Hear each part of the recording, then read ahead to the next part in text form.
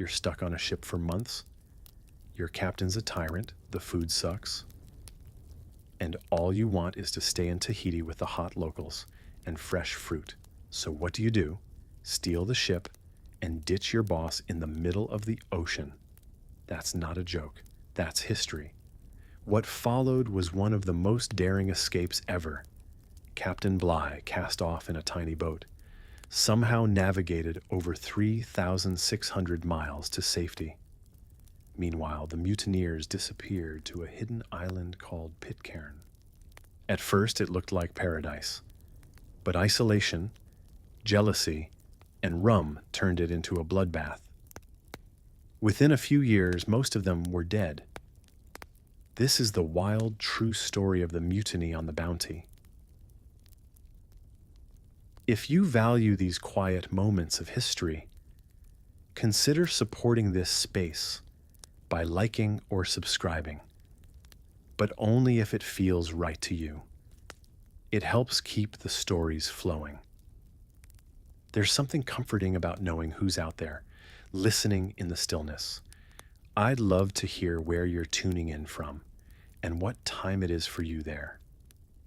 Now, lower the lights, allow your breath to slow, and let the quiet settle in. Let's begin, as so many misadventures do, with an idea that sounded cheap and harmless, until it got people exiled, marooned, and eventually chased around the South Pacific.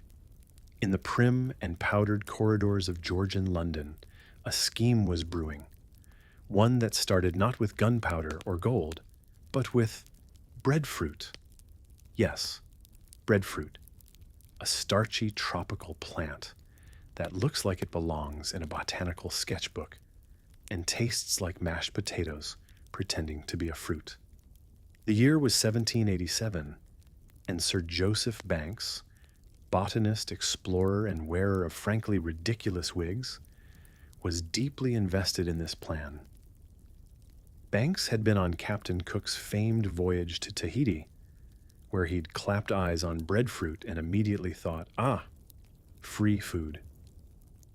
But not for himself, of course. This was for enslaved people laboring on British plantations in the Caribbean. The logic went something like this. If you could grow a hearty, filling food in abundance, you wouldn't have to spend quite as much money actually feeding human beings. Efficiency, 18th century style. So Banks pitched his idea to King George III, who, when not talking to oak trees or developing an alarming fondness for blue, was open to practical solutions for empire maintenance. The king, ever eager to improve the ROI on his colonies, and maybe distract from a certain recent loss of America, approved the project. Enter the HMS Bounty. Now, the Bounty wasn't a grand warship or mighty frigate. She had no cannons to speak of and wasn't particularly large.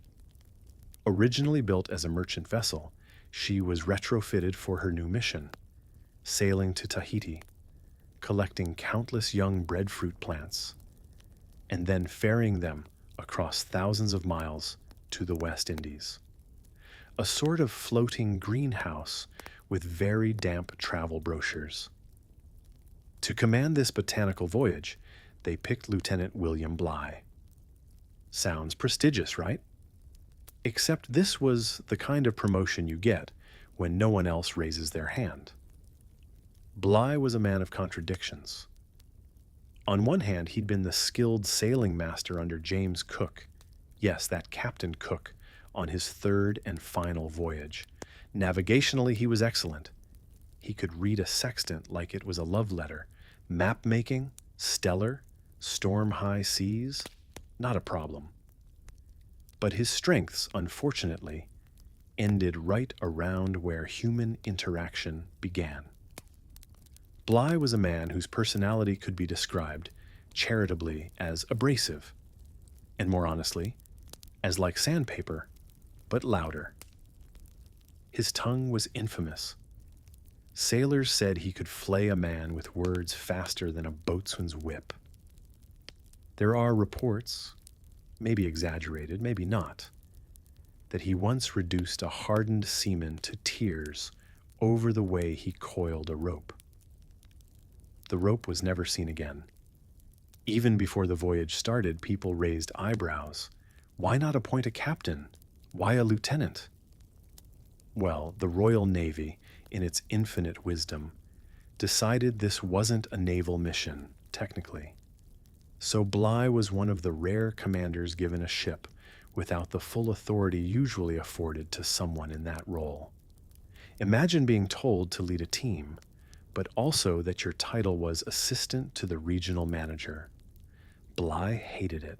His crew, too, wasn't the dream team. While some were experienced sailors, others were pressed men, recruited by force or desperation. The ship's gentlemen's list included midshipmen, able seamen, ship's carpenters, and one very fateful name, Fletcher Christian. More on him later, but let's just say, if this voyage were a reality TV show, he'd get a lot of solo confessionals. The Bounty hadn't even left port, and already you could sense the tension.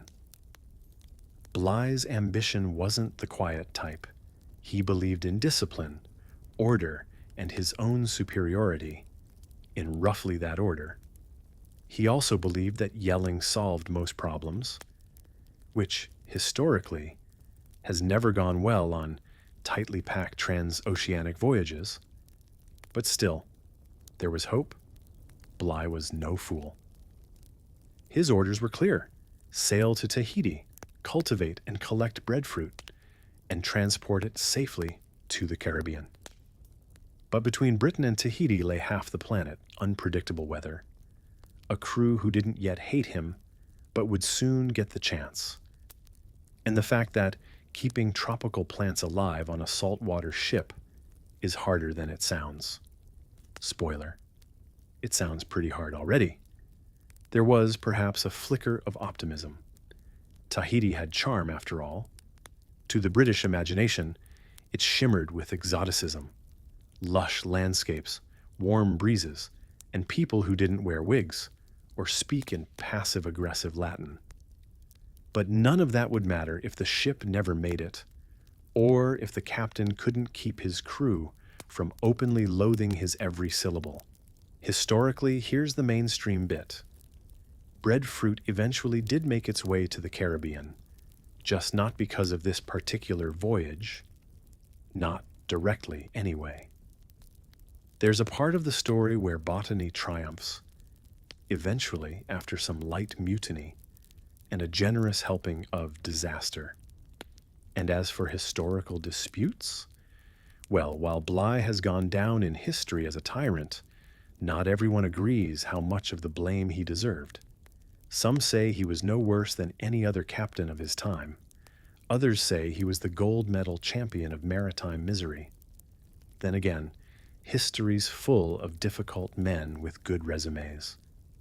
So as the Bounty left the dock in late 1787, bound for adventure and agriculture, her crew likely didn't know they were sailing into infamy. To them, it was just another royal errand: breadfruit, tropical weather, and a captain who could navigate by stars, but couldn't read a room. And really, what could go wrong? Everything. But we'll get there. The HMS Bounty, despite the grandness of her name, was no majestic warship. She had been born in humbler circumstances, as the merchant vessel Bethia, before being purchased and refitted by the Royal Navy for this singular mission of botanical diplomacy. The Navy gave her new life, a new name, and very few upgrades. Think of it as buying a used van, painting it, adding a few potted plants, and calling it an expedition. She measured just over 90 feet in length. Not exactly a floating palace. That had to house 46 men, various scientific instruments, an entire fleet of empty breadfruit pots, and eventually the breadfruit itself. Which meant space was a rumor, privacy was a joke, An elbow room was more valuable than gold. The upper decks bustled with rigging, casks, and sweat. Below, the quarters were dark, low-ceilinged and perpetually damp. The scent, a pungent stew of salt, bilge water, tallow candles, and unwashed sailors, did not improve as the voyage wore on. Each man had his own assigned hammock, strung between beams in a room that could only be described as a sleepover party no one wanted to attend. There were no walls, no partitions, just swaying cloth, snoring shipmates, and the ever-present possibility of someone rolling over in their sleep and swinging directly into you. Getting out of bed required acrobatics. Changing clothes meant strategic blanket maneuvering. Privacy was something only the rats enjoyed, and they didn't even pay rent. Lieutenant William Bligh, of course, had a cabin of his own. Small, but separate, a luxury. And he had plans for every square inch of his ship. Where a commander on a war vessel might have had maps and cannon rosters, Bligh had watering schedules and wooden shelves set aside for the anticipated arrival of breadfruit saplings. He oversaw cabin assignments with the care of a boarding school headmaster, trying to balance seniority, usefulness, and who was least likely to punch each other after a week of shared air. Among the officers was Fletcher Christian, master's mate. He was no seasoned salt, but a gentleman by blood with an education and manner that marked him apart from most of the crew. His family was respectable, landowning, well-read, and though the Christian estate in Cumberland wasn't wildly wealthy, it sat comfortably in the realm of genteel poverty. Fletcher himself was handsome, well-spoken, and just sensitive enough that you could imagine him writing poetry when no one was looking. He struck others as thoughtful, perhaps too thoughtful for the job at hand. Being yelled at by Bligh for minor infractions was not a task that took kindly to introspection. Bligh and Christian had known each other before. Bligh had served under Cook and later employed Christian as a seaman and then promoted him to officer. You could say they had a history. Bligh saw promise in Fletcher, maybe even a younger version of himself, with fewer opinions and better hair. But shipboard rank doesn't care about sentiment. Christian, despite his refined upbringing, was still beneath Bligh in the pecking order, and very much subject to the lieutenant's mercurial moods. The trouble is, gentlemen or no, life aboard the Bounty was an equalizer of the worst kind. No matter how polished your manners or how elaborate your handwriting, you still slept next to someone who hadn't bathed since Plymouth. Meals were spooned from communal pots, often stew-like, always salty, and served with a side of biscuit so hard it could double as ship armor. Water was rationed.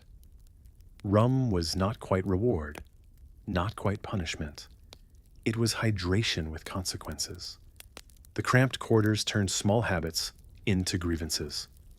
Snoring became a form of violence. A misplaced sock could spark a full-blown argument. In such tight quarters, identities frayed. An officer became less sir and more the one who always chews loudly. Fletcher's refined disposition, his tendency to brood, to dwell, to feel, put him out of sync with the brutal rhythms of naval living.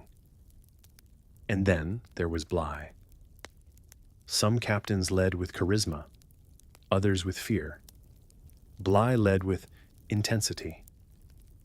He was a man of precision and purpose. To him, a misplaced rope or a dirty deck was not just untidiness, it was moral failure. He demanded competence, loyalty, and ideally, clairvoyance. When his expectations weren't met, and they often weren't, his tongue did the lashing. He kept diaries with pages full of accusations and disappointments, many addressed to men who had simply not stood to attention fast enough. This is where the mystery of leadership gets murky. One historical fact that nobody debates: Bligh was an exceptional navigator. He'd been with Captain Cook, after all. The man could chart a course through a bowl of soup. But whether he was an exceptional commander of men, well, there's your disputed fact.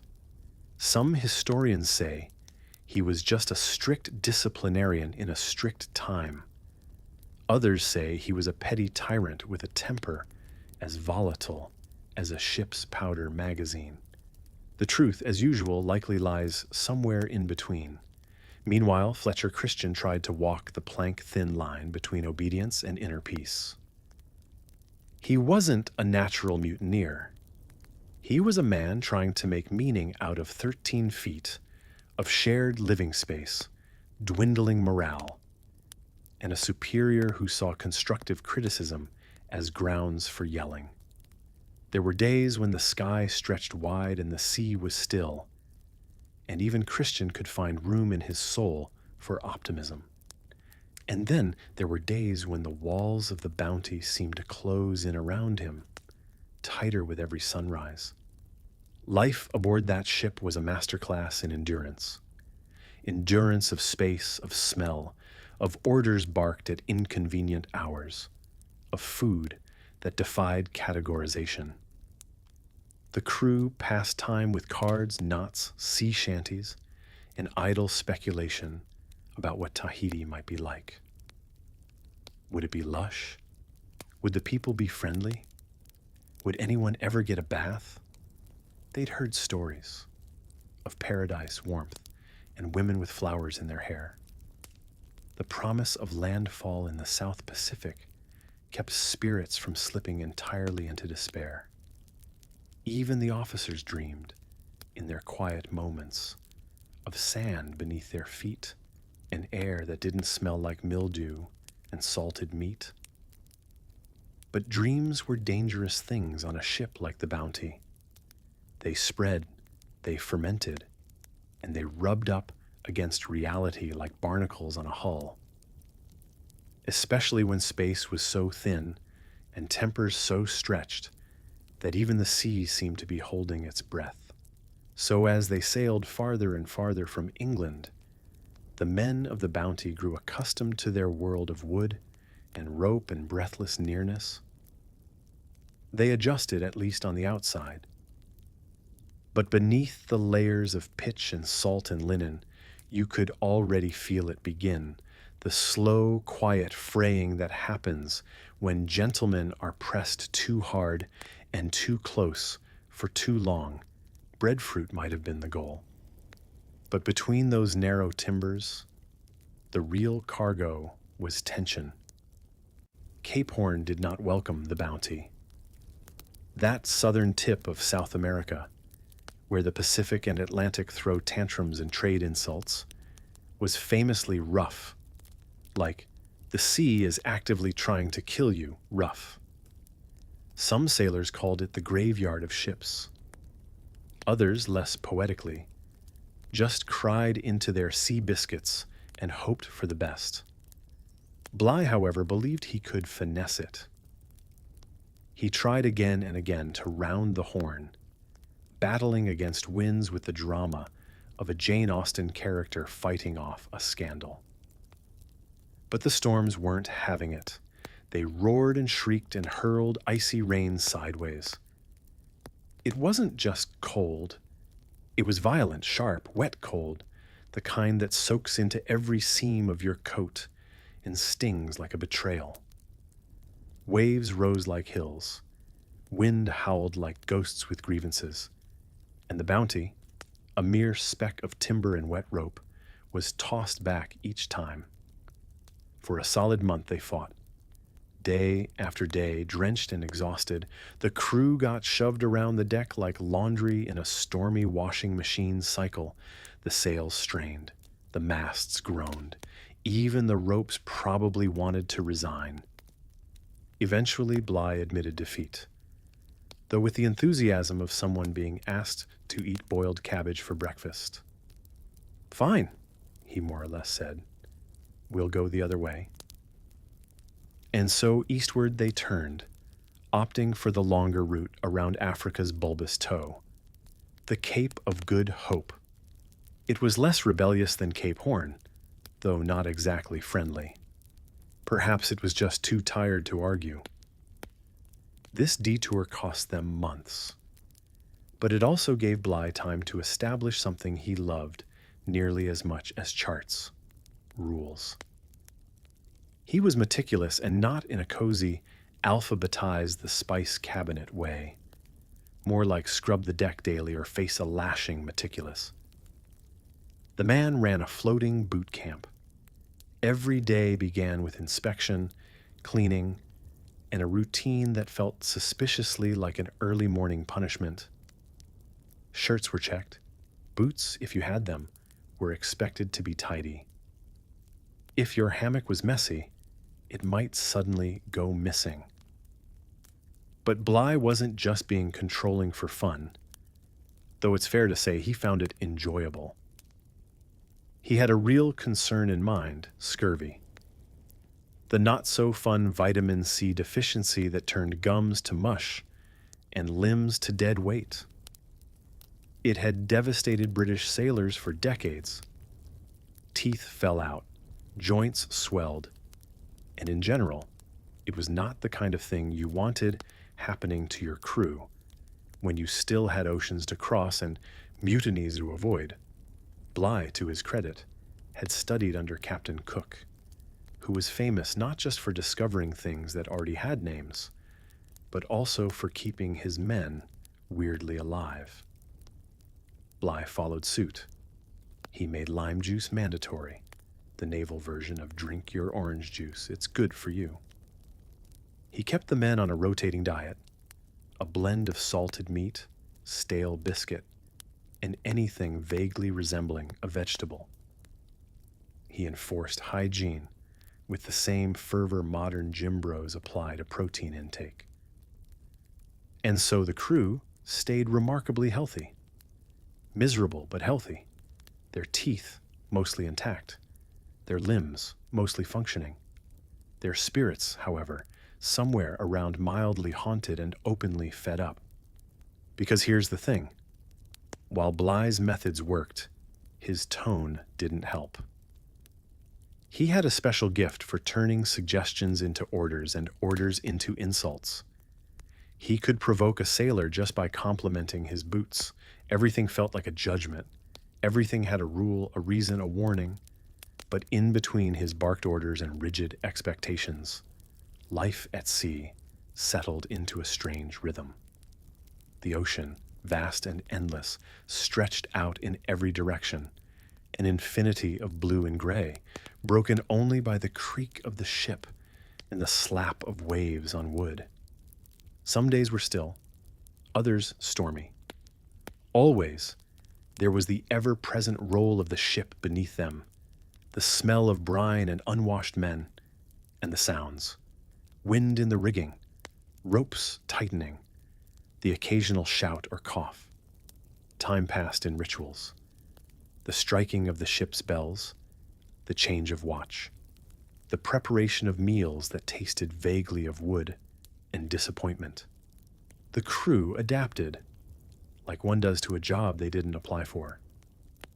Fletcher Christian, still Bligh's second in command, became quieter, still competent, still calm, but more distant.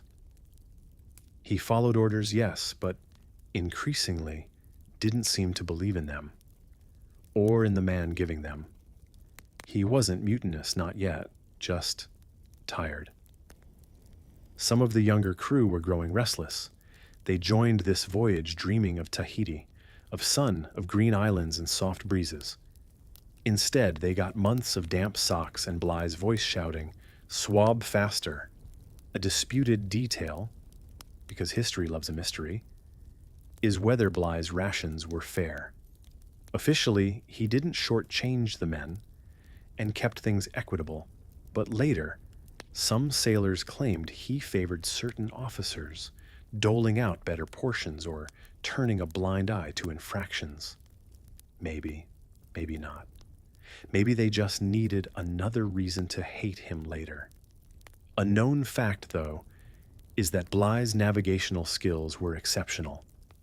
He measured the stars, calculated their position with alarming accuracy, and kept the ship narrowly on track through merciless seas and uncertain winds. He was, in effect, a grumpy human GPS, with no mute button.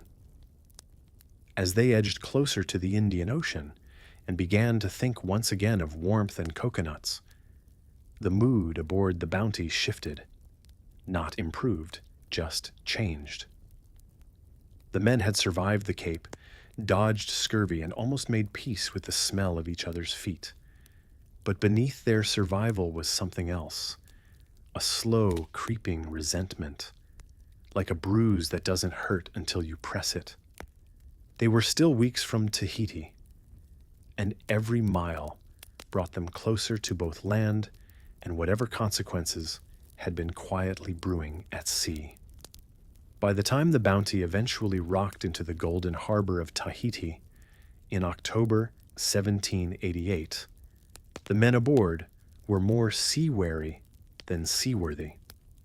They had fought through storms, boredom, endless boiled salt meat, and Bly's ever-present voice echoing about proper discipline in tones that could strip paint.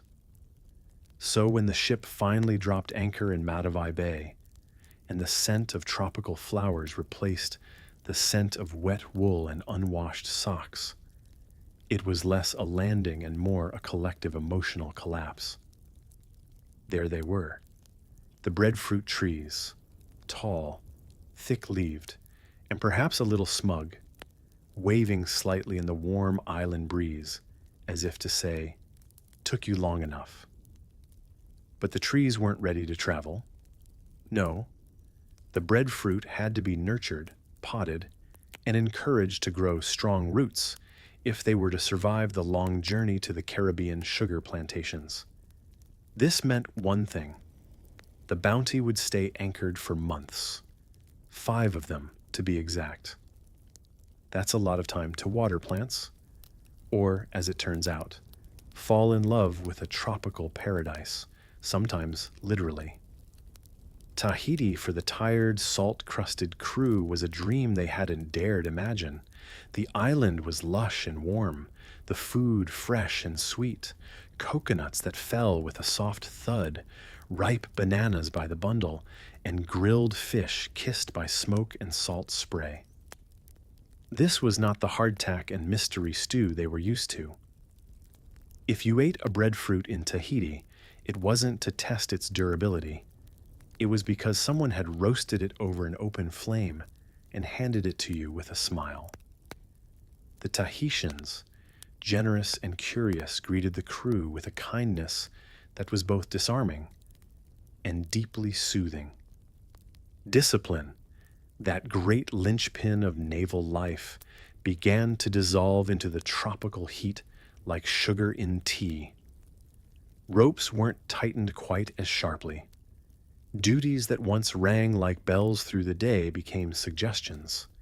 If orders were still barked, they were cushioned by the fact that someone might be handing you a handful of mangoes while it happened. Even Bly, ever watchful, could not entirely keep the island's softness from seeping into the men's bones. Relationships bloomed with the ease of island flowers. Many of the crew fell into romance or, at the very least, mutual admiration with the Tahitian women. Fletcher Christian, normally reserved and strung tight with the tension of second-in-command life, formed a deep bond with a woman named Mauatua. The two were often seen walking among the palms, or sitting quietly beneath the stars. Well, quiet for them.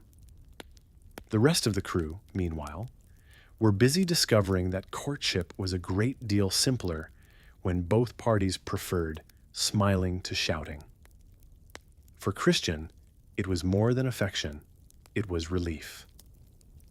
He'd lived months under Bligh's scrutiny, far from anything familiar. In Mauatua, he found not just a companion but a sense of peace. And for once, he wasn't being ordered to tie something down or swab something else up. He could just be, and he wasn't alone. Sailors who once clenched their jaws through icy gales and gnawed their way through biscuit rations were now learning how to paddle outrigger canoes and weave garlands of flowers. Life slowed to the pace of the tide. There was singing, dancing, laughter that didn't come from gallows humor. Of course, cross-cultural romance in the 18th century is no neat fairy tale. There were power imbalances, language barriers, and the uncomfortable truth that the British were there to take not just breadfruit, but a piece of the island's autonomy. Still, many accounts suggest that the human bonds formed, however complex, were as real as any born under palm trees and salt-kissed air. Now, was Tahiti really a paradise? Captain Cook himself had dubbed it so on earlier voyages. But not everyone agreed. Some believed the island's easy life made Europeans lazy and undisciplined, a botanical garden of moral decay, one pamphlet warned. Others argued that the so-called paradise was only paradise through the eyes of men too long deprived of land, comfort, and anything not wearing brass buttons. But for the crew of the Bounty, the island was a balm to every chafed spirit and sunburned shoulder. They swam in clear lagoons. They traded with locals not out of duty, but delight. They listened to drums at night and learned new rhythms with their feet, their hands, and their hearts. And so the ropes of discipline, once taut and creaking with tension, slowly loosened. Bligh noticed this, of course. He still enforced the rules, still fumed when sailors forgot to report for duty on time or at all. But his lectures seemed tinny against the rustle of banana leaves and the whoops of laughter echoing from the beach. What began as a botanical mission had become, without official permission, a bit of an extended vacation. And truly, how do you ask a man to leave that life behind? To go from warm sand to cold wood decks, from nights spent beside a partner to spare hammocks between snoring shipmates? From grilled fish to salted beef floating in grease? The breadfruit might have been rooting in their pots, but the crew was rooting deeper into Tahiti itself. The idea of returning to the sea, to Bligh, and to the grinding machinery of colonial ambition, it started to feel like a growing ache in their stomachs. Even Fletcher Christian, ever the dutiful officer, began to look toward the horizon with unease. He would have to say goodbye not just to Mauatua, but to the part of himself that had begun to heal here, to the version of him that laughed without checking for a superior's glare.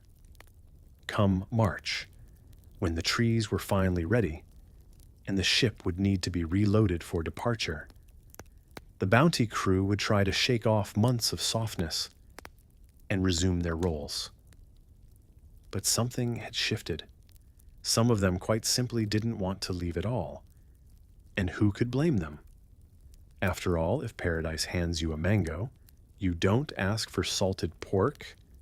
The tiny island of Tahiti, once so impossibly near it seemed part of the ship, was now a smudge on the horizon, just a soft watercolor blur dissolving into the swell. A warm breeze tugged gently at the backs of the seamen lining the deck, pretending not to stare as the shore disappeared. A few eyes were red. One or two were wet. No one spoke about it. Below deck, the Bounty's modest hull groaned as it settled into its old rhythm. The breadfruit plants, well over 1,000 of them, were snug in their wooden tubs, lashed down and misted twice daily like the world's most pampered salad ingredients. Lieutenant Bligh, always practical, had spared no effort to ensure their survival. Water had been rationed, space reallocated, and the ship rearranged like a floating greenhouse with sails and occasional yelling. For most of the crew, however, the departure marked more than just a change in scenery. Honeymoon was over, and Drill Sergeant Dad was back. Bligh's voice, which had softened not long after they dropped anchor at Matavai Bay, had regained its usual sharpness. Orders came quicker now, louder, and with less room for argument. His hat sat lower, his hands stayed clenched, and even his boots seemed to walk angrier. Christian, once the golden boy of the tropics, now wore an expression like someone caught between heartbreak and an unsolvable math problem. He lingered near the railing, scanning the water as if it could give him answers.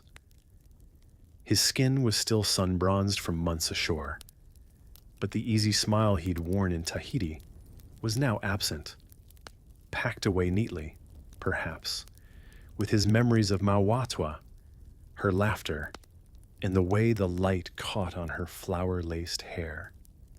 There had been no dramatic goodbyes, no long embraces on the beach. Bligh had made sure of that. He kept the departure swift and unsentimental, like ripping off a very emotional bandage. The crew rode the final load of plants aboard at dawn, casting glances over their shoulders at the sleeping island, as if hoping someone, anyone, would come sprinting down to stop them. No one did. Within hours, the sails were hoisted. The tropical sun glinted off the taut canvas. Tahiti shrank. The wind picked up, and with it the tension. Now it was back to naval life. Hammocks, salt pork, damp socks, and Bligh's eternal checklist. The ship had transformed again, from accidental island resort to floating boot camp. Shirts were buttoned higher, hatches secured tighter.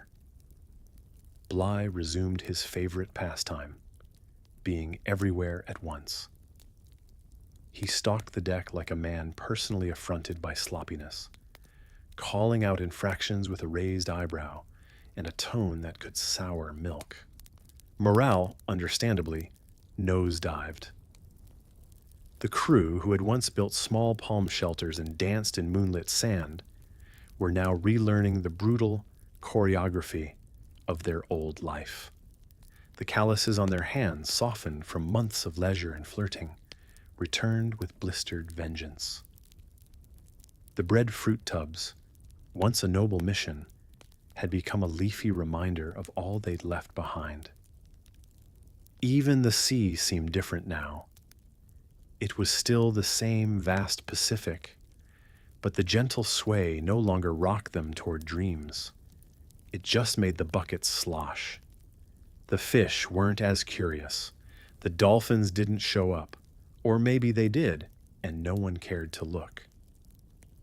On one gray morning, a sailor named Morrison muttered under his breath, something not exactly rebellious, but flavored with regret. Someone else nodded. Someone else scoffed. The mood shifted, almost imperceptibly, like the first twinge before a toothache. It wasn't mutiny, yet. It was melancholy. And that's often how mutinies begin, not with fists or fury, but with longing. It's worth noting. Bligh wasn't wrong to worry. He'd seen this before, this slow unraveling. On past voyages with Captain Cook, he'd witnessed it firsthand. Men seduced by islands, unwilling to return to the hard life of duty and salted meat. He even warned the Admiralty before the mission began, suggesting they post a Marine Guard to keep order once temptations took hold. They declined. Marines were expensive. Breadfruit, apparently, was not. That tension, the one between paradise and protocol, is what doomed them. Tahiti had worked its way into the crew like sand in a boot. At first, it's comfortable, then it rubs, then it blisters, and finally, you're willing to cut the whole boot off if it means relief. Some historians say Bligh was too harsh.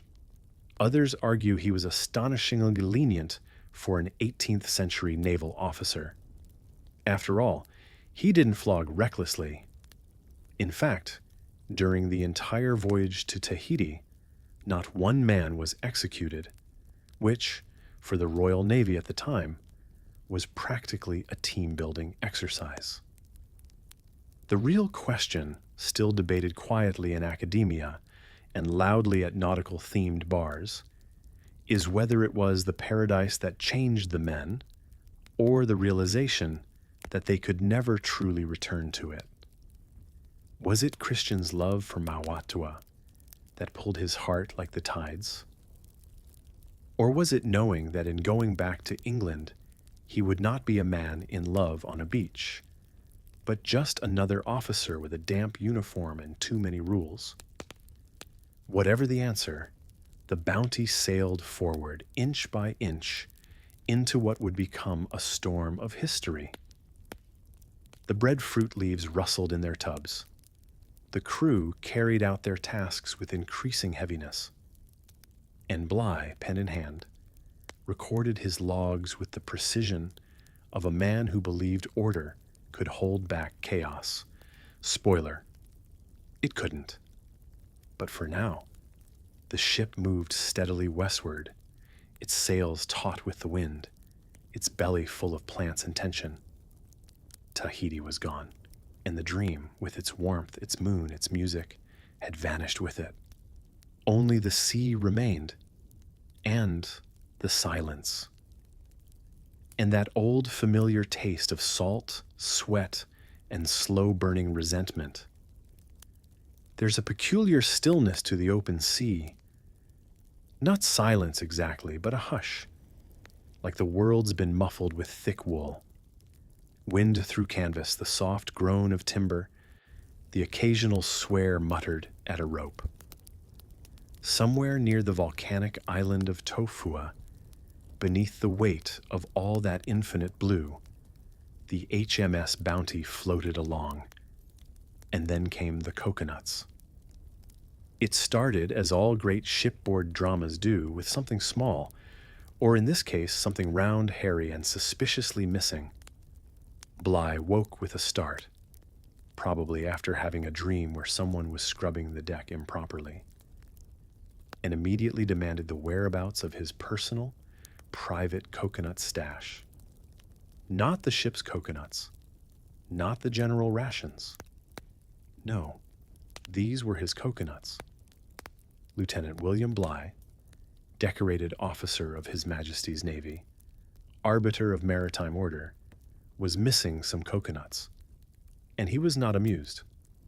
To the average person, this might sound like an overreaction, but to Bligh, who measured authority in ounces and obedience in yes sirs, it was a full-blown emergency. He summoned the crew and began what one might generously call an inquiry. He lined them up against the deck with a stare like a musket barrel. Fletcher Christian, lean, sun-browned, and already walking a tightrope between loyalty and open defiance, was called forward. "Step out, Mr. Christian," Bligh said, his tone dripping with the kind of exaggerated calm only furious British officers can manage. "I believe you know something about my coconuts." This was not a metaphor. Now, whether or not Christian did take the coconuts, it's still hotly debated. Some accounts hint he shared them with a few trusted men. Others say Bligh might have simply miscounted. For all we know, a curious rat developed a taste for tropical refreshment. But Bligh wasn't interested in ambiguity. He accused Christian directly, and more than that, he humiliated him. Right there, in front of the ship's company, Bligh didn't just point the finger, he twisted the wrist, metaphorically speaking. He called him disloyal, ungrateful, and sly, told him he'd be nothing without his uniform, referred to him, loudly, as a dog, a coward, and a disgrace. And when you're standing on a ship the size of a tennis court in the middle of the Pacific, those words echo longer than they should. The crew stood frozen, half stunned, half pretending to find something very interesting about the nails in the deck. A few exchanged glances. Morrison frowned. Midshipman Edward Young scratched behind his ear like he'd rather be anywhere else. The air, already heavy with heat and salt, now buzzed with something harder to name. Shame, maybe. Disgust. Or mutiny, still faint, like thunder far off. Christian didn't speak, didn't defend himself. He just stood there, shoulders tight, eyes unreadable. The sea behind him sparkling like it had nothing to do with any of this, and really it didn't. Later, when sailors whispered in the dark about the mutiny, some pointed to that moment as the first real crack. Not Tahiti, not the rations, not even the endless salt beef. That moment when a man's pride was gutted in front of everyone, not with rope or steel, but with words sharp as shark teeth. Bligh, for all his navigational brilliance, he really was one of the best, had a dangerous talent for insult. He could dress a man down so thoroughly that even the rats looked offended. And unlike flogging, which at least had a count and an end, Bligh's lectures had no such mercy. No doubt he saw himself as a righteous disciplinarian. But the thing about shame is it doesn't inspire obedience, it ferments into something else. That night the watch was quiet. No one sang, no one joked. Christian stayed on deck long after his shift ended, staring over the railing like he expected Tahiti to reappear on the horizon. Maybe he was thinking of Mauatua. Maybe of the palms that bent in the wind like dancers. Or maybe, just maybe, he was thinking about coconuts. It's tragically funny, isn't it? That in the chapters of empire and exploration, sometimes it's not the storms or the guns or the grand imperial dreams that crack the keel. Sometimes it's a fruit with a hard shell and sweet water. And while we're on facts, coconuts really were a valuable shipboard resource, high in fat, hydrating, resistant to rot. The Navy used them regularly. And while Bligh's personal stash wasn't official ration, he made sure to guard it like it was the crown jewels. That's the official story anyway. But here's a fun dispute. Some claim Bligh intentionally staged the accusation to reassert dominance. That he knew exactly who'd been into the coconuts, or perhaps didn't care, but needed to make an example, not because of the theft, because of the loyalty, or lack thereof. The next morning things looked normal. That's the dangerous part. The sails still caught the wind. The sun rose same as ever. Orders were given, followed. Decks scrubbed, ropes coiled. But underneath it all, the balance had shifted, quietly, fatally. Christian was different after that. Not rebellious yet, but withdrawn. As if something had been removed from him, like a plank pulled from the hull just below the waterline. Invisible for now, but it would take on water soon enough. Bligh, likely satisfied he'd reasserted control, made a few notes in his log, perhaps even patted himself on the back for a discipline well applied.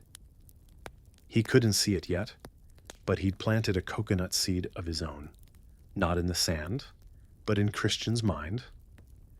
In the end, history loves a dramatic pivot point, a sword unsheathed, a cannon fired. But sometimes it begins with a petty squabble and a bruised ego. Somewhere near Tofua, under a sky too blue to believe, a man was stripped of his dignity, and something grew in the silence that followed. And all because of a coconut.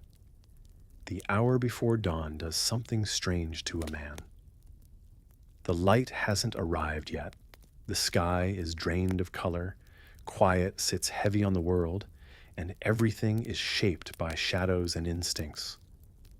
It's the time of morning where dreams blur with decisions, especially when you've decided to overthrow your captain. That was the hour Fletcher Christian chose. The deck of the Bounty creaked beneath soft footsteps. Barefoot seamen, holding cutlasses like borrowed courage. They were the men Christian trusted most, or at least enough not to shout. Their faces were pale in the wan starlight, lips tight with fear or determination, or both. No one made a sound, beyond the slight click of musket flint or the occasional nervous swallow. For a mutiny, it was alarmingly polite. Bligh slept in his cramped cabin with the confidence of someone who'd never once considered that a ship full of sunburned sailors who didn't like him might one day gently kidnap him out of bed. He was wedged between a sea chest and a sheaf of navigation logs, dreaming perhaps of longitude or possibly of fresh coconuts that hadn't been stolen. Christian entered first. He moved like a man underwater, deliberate, muffled, each breath wrapped in finality. He had changed since Tahiti. His face, once open and awkward, now looked sculpted by anxiety and salt. Nothing soft left in it. Behind him came a few others: Thomas Burkitt, George Stewart, Matthew Quintal. Their weapons caught what little light there was, glinting like teeth. Christian leaned down and tapped the captain's shoulder. A touch.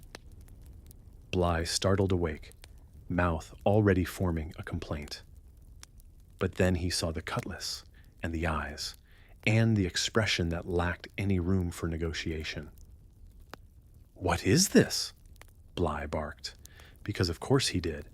Even half awake and blinking, he sounded like a man who expected the ocean to apologize for raining on him.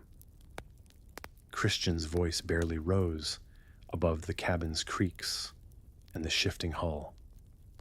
"You are no longer in command of this ship, sir."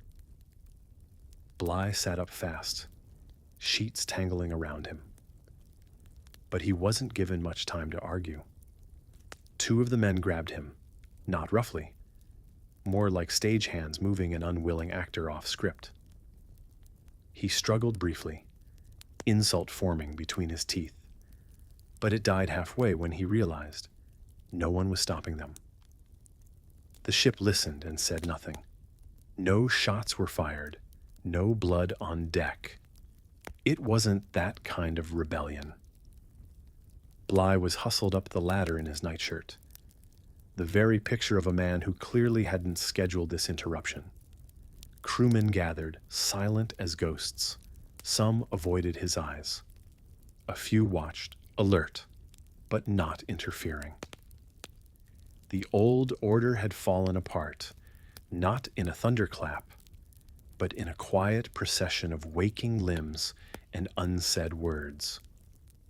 Christian took the helm, not out of hunger for power, but because someone had to. In truth, he looked like a man surprised to find the wheel in his hands. His knuckles went white around it, like even he wasn't sure it would obey him. In the confusion, Bligh kept demanding. First answers, then obedience. "You'll hang for this," he spat more than once. But no one flinched. He was right, of course. Mutiny was the kind of thing that didn't come with a pension. But Christian didn't reply.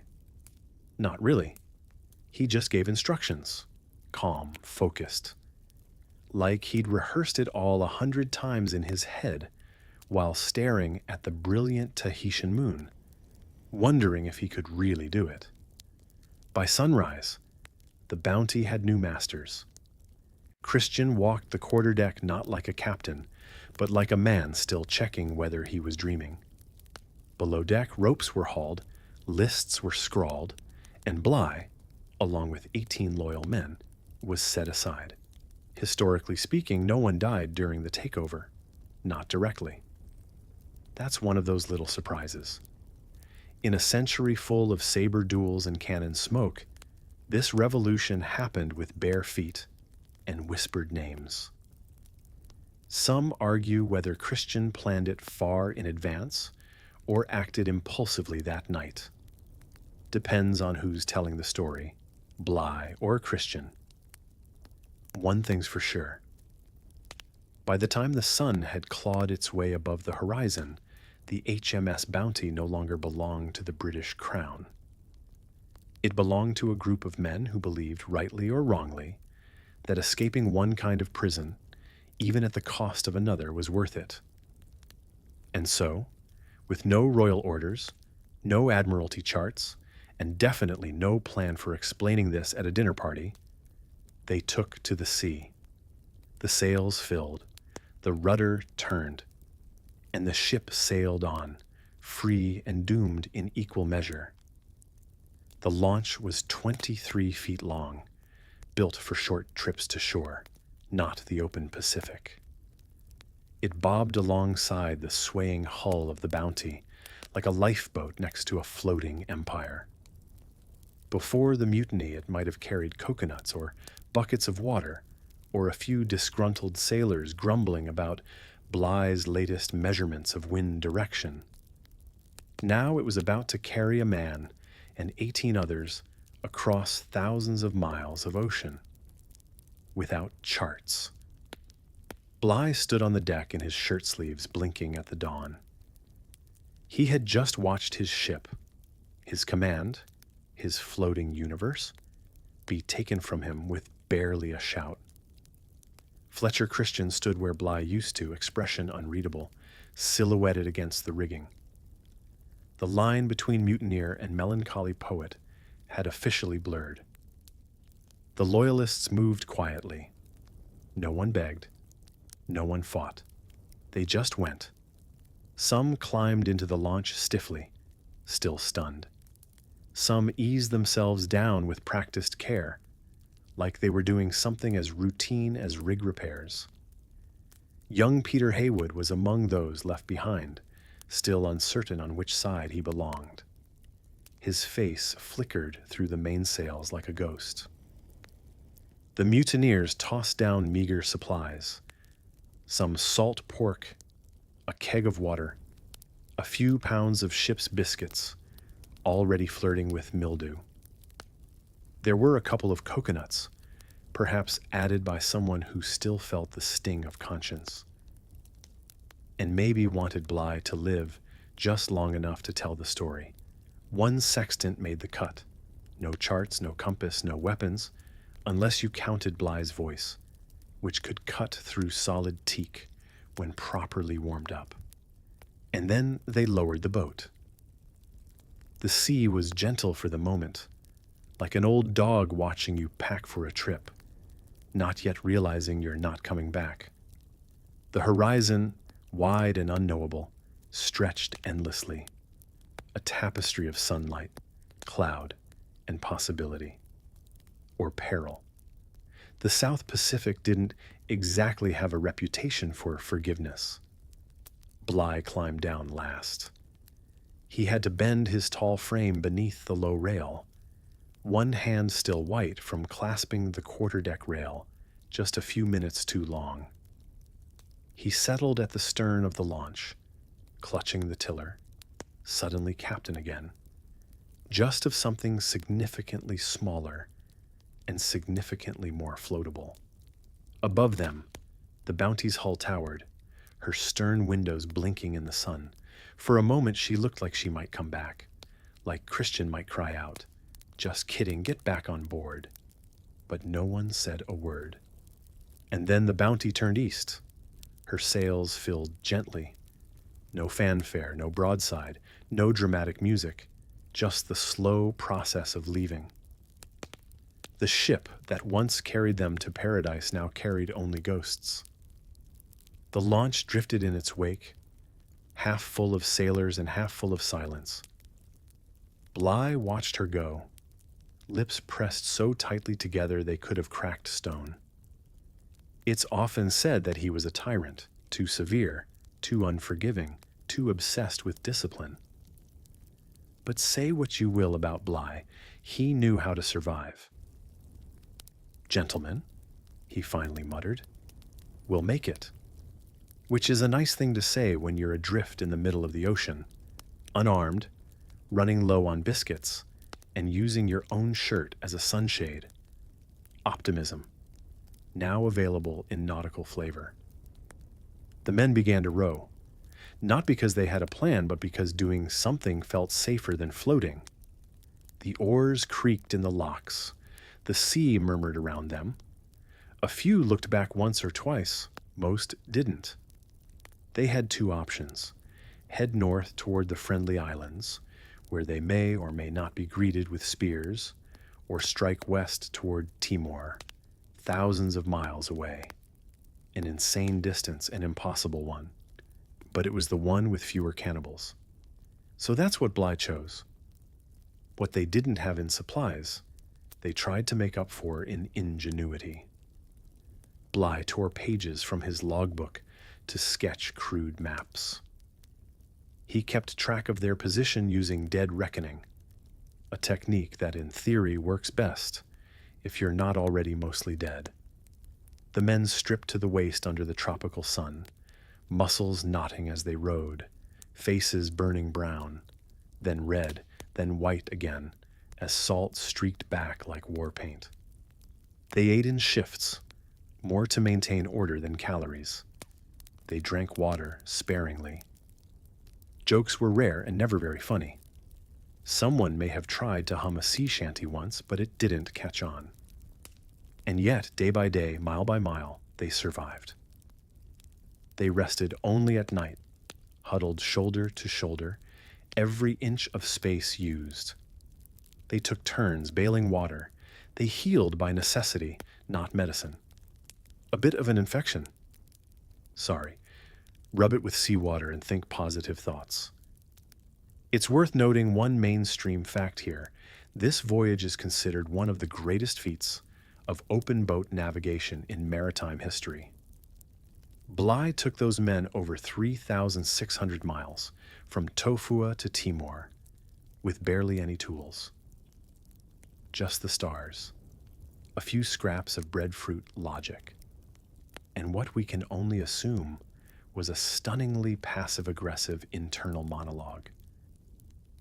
There's also debate about just how many of the loyalists were entirely loyal. Some argue that Bligh's treatment of the crew had alienated even the ones now in the launch, and that more than a few were undecided up until the moment they were shoved overboard politely. History doesn't often mention nuance when it's trying to fit everyone into a lifeboat. The sea remained unpredictable, calm one moment, furious the next. Rainstorms gave them fresh water.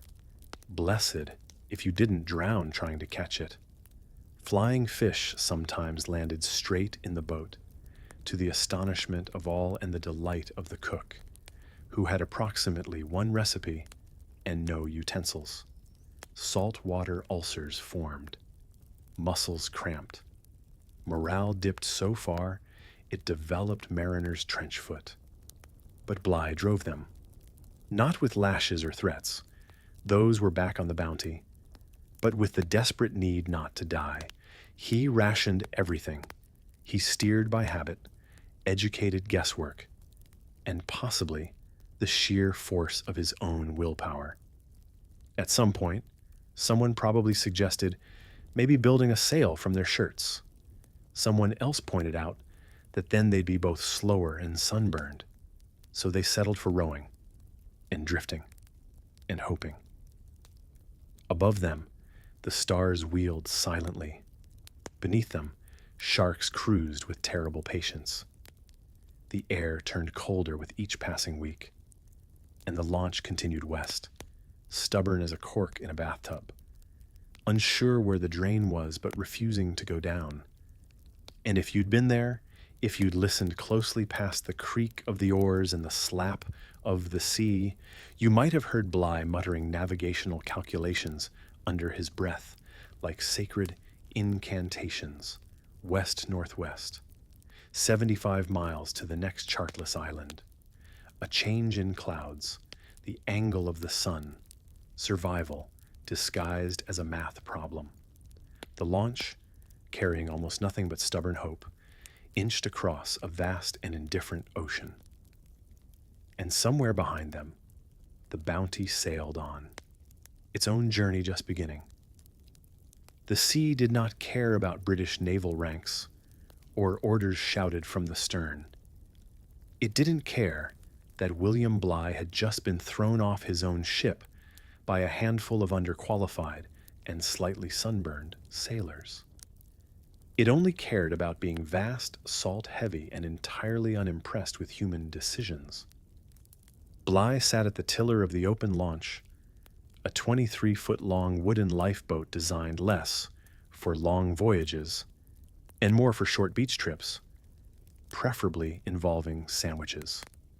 18 men were crammed in alongside him, legs tangled, faces drawn. The supplies were meager. A few pounds of ship's biscuit that had somehow become both soggy and brick-hard.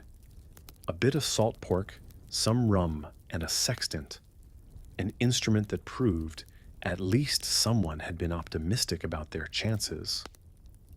Bligh, for all his notorious temperament, was a master navigator, possibly one of the finest of his generation. He also had a memory that bordered on unsettling. Chartless, using little more than his sextant and a compass, Bligh began plotting a route westward, across over 3,600 nautical miles of ocean. That's like sailing from Los Angeles to New York, and then deciding to just keep going a bit farther because you're thirsty. First stop?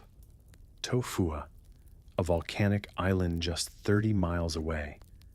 A quick jaunt, really, if you ignored the volcanic activity and the unfortunate fact that the local population was not thrilled to see a clutch of half-starved British men arriving unannounced, like damp, unwelcome missionaries. The crew attempted to gather food and water, but the encounter turned south. A scuffle broke out. Stones were thrown. One crewman, John Norton, was killed. There was no funeral, no burial, just a shove from the boat and rowing as hard as they could under the rising sun, grief roiling in the boat like one more exhausted passenger. Bligh made no grand speeches, no dramatic vows. He simply looked at the horizon and kept going. If the sea wanted to claim them, it would have to outmatch his sheer, relentless spite. The sun ruled every inch of the open boat, skin blistered and cracked, lips split, salt crusted on their clothes, their necks, the backs of their hands. At night, the men huddled for warmth, their teeth chattering with the kind of cold a tropical ocean somehow made worse, damp, endless, and patient. Bligh rationed everything, every crumb, every sip of water. Sometimes it was 1 ounce of fluid a day. 1 ounce. That's about a shot glass of hope. He knew if he gave more, they'd run out. If he gave less, they'd collapse. He walked the tightrope of survival with the mathematical precision of a man who once measured the position of Saturn for fun. And somehow, they sailed on, past the friendly islands, across the open and unkind stretch of the Coral Sea. They rode through thunderstorms that were more insult than relief. Rain soaked them, briefly quenched their thirst, then vanished, leaving steam rising from their soaked clothing like smoke from tired souls. There were days when they drifted in silence, when no one spoke, when hope shrank to the size of a fingernail's edge. But even then, Bligh would squint up at the sky, take a reading, and point them forward. One man tried to hoard food. Bligh caught him. There was no mutiny in the boat, just a broken, simple declaration. If we suffer, we suffer together. Rank had no meaning in that open boat, just rations and endurance and the occasional prayer, murmured into a night sky that never answered back. The disputed part, because every good epic needs one, is how much of this journey was as noble as Bligh later claimed.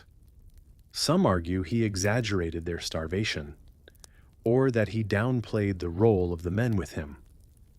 Was he a tyrant redeemed, or a skilled leader pushed to the edge? Historians love a good argument, especially the ones held over warm cups of tea and passive-aggressively cited manuscripts.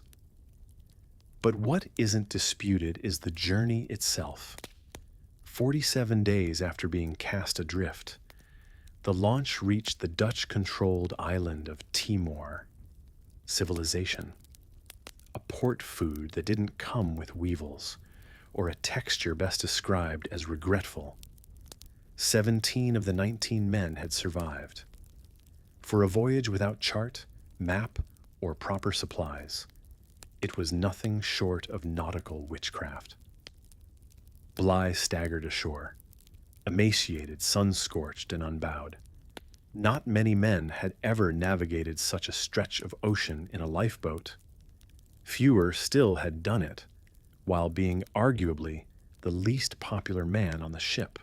Meanwhile, back in the public record, this earned him both admiration and enduring confusion. Bligh had been overthrown. But he had also done something few could. Survived the ocean armed with a compass, a bit of spite, and the ability to read the stars like a bedtime story.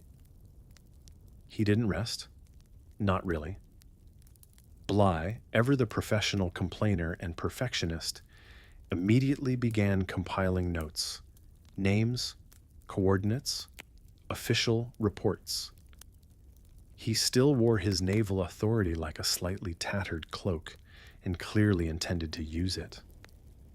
Because now, there was something else he needed to do. He had to go back. The bounty was gone.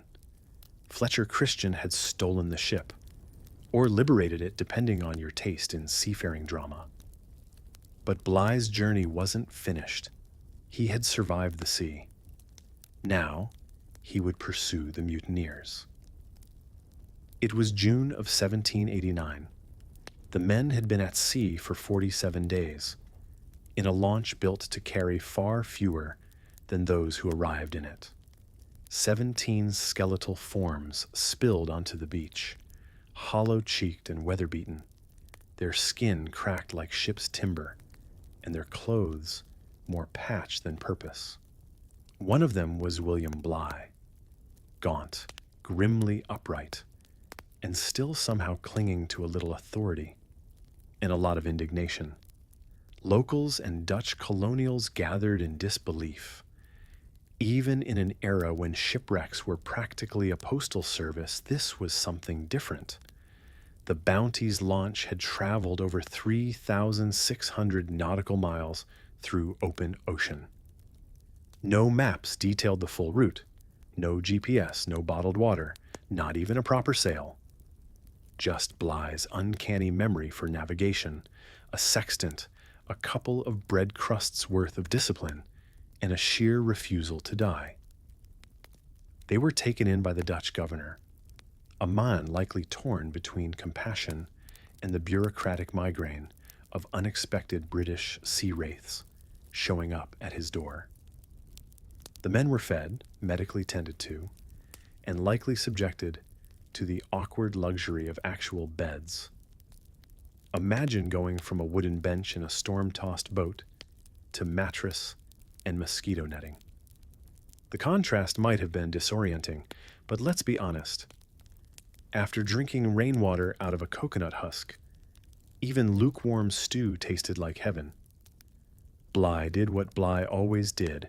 He got to work. While the others were still anesthetized by exhaustion, the lieutenant sat hunched over a desk, ink-stained fingers trembling, trying to make sense of what had happened. He wrote his report.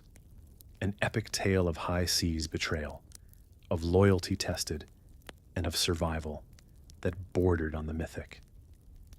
But he didn't just tell a sailor's yarn. No, this was an official account, one destined not just for files, but for flags. He described the mutiny at sea in solemn clipped prose, turning Fletcher Christian from an officer into a cautionary tale. Names were written, some underlined, and the scope of it widened from a single ship to the pride of the Royal Navy. He spared no detail. The weather, the compass readings, the rations counted in spoonfuls, and every line dripped with quiet fury. To Bligh, this wasn't just betrayal. It was narrative theft. The story of the bounty was not going to be dictated by a mutineer on a tropical island with a flower behind his ear. He made sure to include the suffering. Oh yes, plenty of that. The near deaths, the hunger, even the murder of one of their party back on Tofua during a desperate search for food. Every detail tightened the noose around the mutineers and even quietly around Bligh himself. Because as much as he chronicled what they'd endured, he also revealed what he had survived. Not everyone in England would read his report as heroic. Some would squint at the pages and wonder how a captain could lose command without a shot fired. But that, at least, was a debate for the armchair admirals back home. Interestingly, Kupang wasn't exactly a safe haven. Disease swept through the port town like impatient gossip. After surviving a month and a half of drifting death, several of the crew fell ill in civilization. Mosquitoes and microbes, eager to finish what the Pacific had started, claimed a few of the men Bligh had dragged across the sea. That's the cruel punchline of any survival story. Sometimes the beach isn't the end. It's just the waiting room. But Bligh endured. He gathered maps, plotted rendezvous, and began preparing for the journey home. His goal was clear: get back to England, tell the story, clear his name, and bring justice. And perhaps, just perhaps, wipe that smug, fictional smirk off Fletcher Christian's imaginary face. The Dutch assisted in arranging a return voyage to Britain, though one imagines that between paperwork, imperial awkwardness, and the general speed of 18th century travel, it was not a brisk process. Time slowed, but the narrative picked up momentum. Word began to ripple outward, from officers in Timor to governors, then to naval authorities, and eventually across oceans. Soon, the Royal Admiralty would know.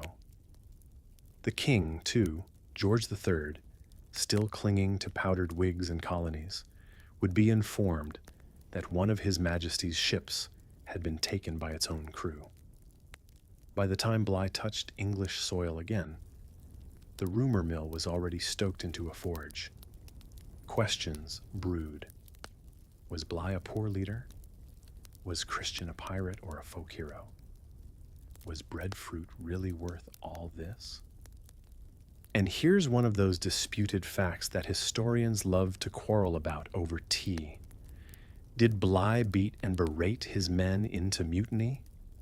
Or was he simply an unlucky commander steering a difficult crew through a botanical fool's errand? Some say he ruled with excessive discipline. Others argue the bounty had no marine contingent, no armed guard, and that mutiny was practically inevitable given the comforts of Tahiti and the call of freedom. The records are written. The truth, less so. But what is certain is this. During one of the greatest open boat journeys in recorded history, Bligh navigated not just seas, but the storm of human will. He didn't just survive. He planned, he wrote, he made sure the story got ashore with him. And once it did, it began to grow.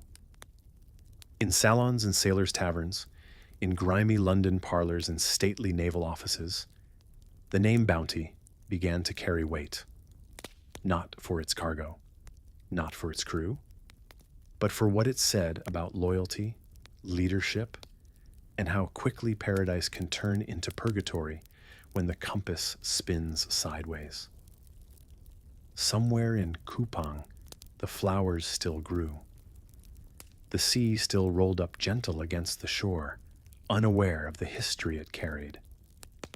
But behind it floated a launch that had no business surviving, filled with men who had no intention of giving up. And at the center of it all, a man who, for better or worse, was determined to make sure the world heard his version of the storm. Tahiti again. The name must have landed like a half-forgotten song on the ears of those men aboard the Bounty. Soft beaches, warm breezes, and the kind of welcome that had, just months earlier, felt like paradise carved out of the Pacific. But now it was different. They weren't returning as explorers. They were fugitives with sunburns, secrets, and the creeping suspicion that paradise shows its teeth eventually. 16 men stayed behind, some eagerly, some less so.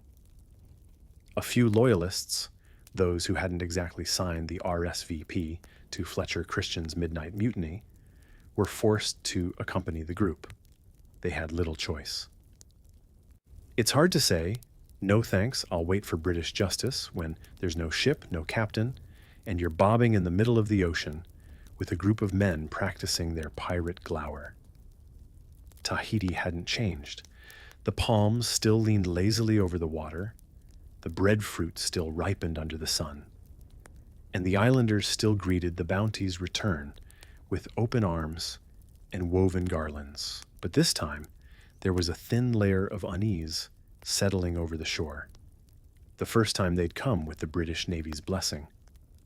Now, they came with its angry ghost. Christian stepped off the Bounty with a heaviness he hadn't had before.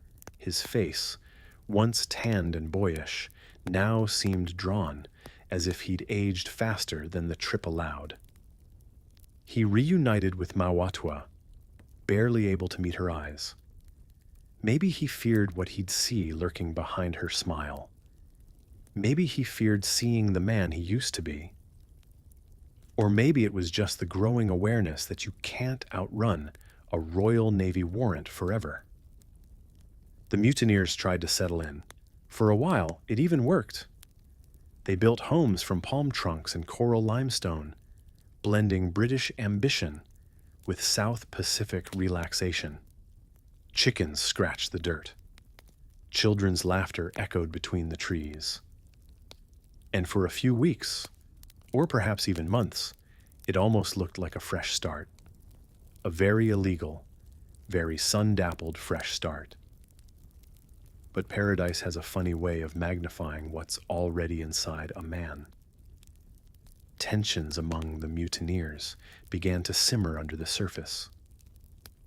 Without Bligh to direct their rage toward, they started turning on each other. Christian, once bold and decisive with a pistol in his hand, grew quieter. Haunted, some said, by the enormity of what he'd done. He'd crossed a line that didn't blur with sunshine or Tahitian charm. It wasn't long before guilt, pride, and paranoia began sharing coconuts under the same roof.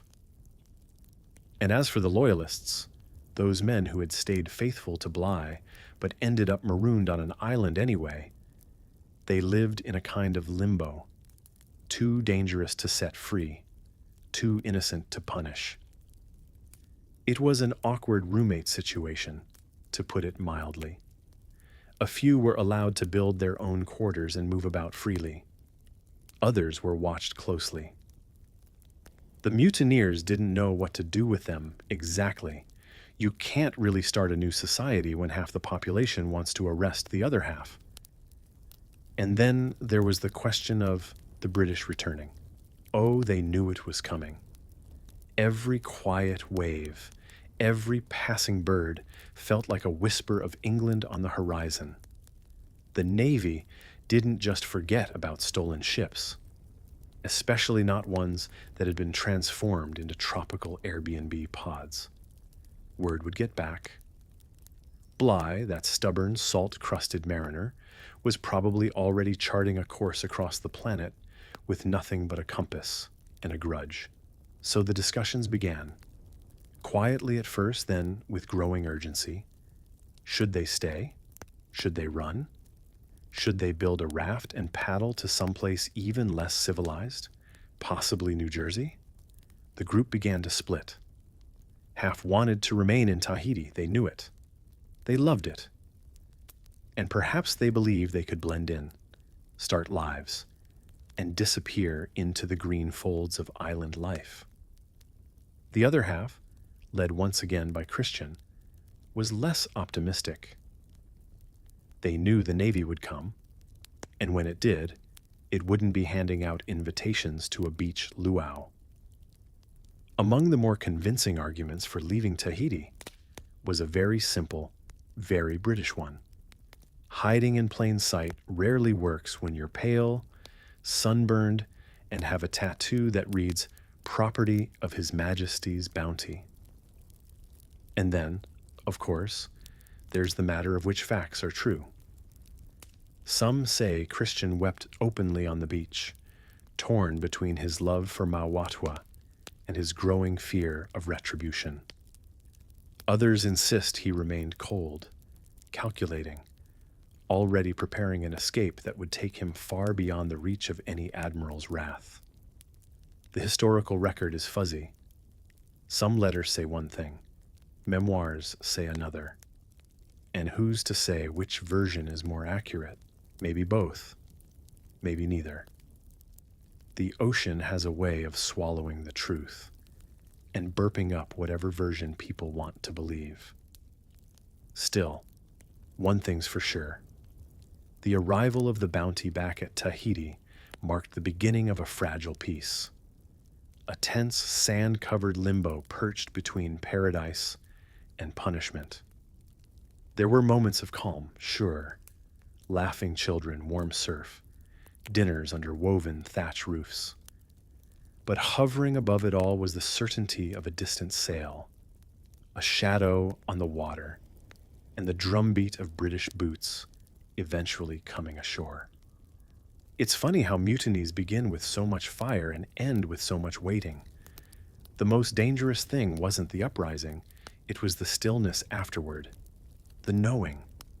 The quiet evenings where men stared into the fire, wondering if they'd made the right choice, wondering if England was already stirring, if a court-martial had already been drafted, sealed, and loaded onto the next ship bound for the Pacific.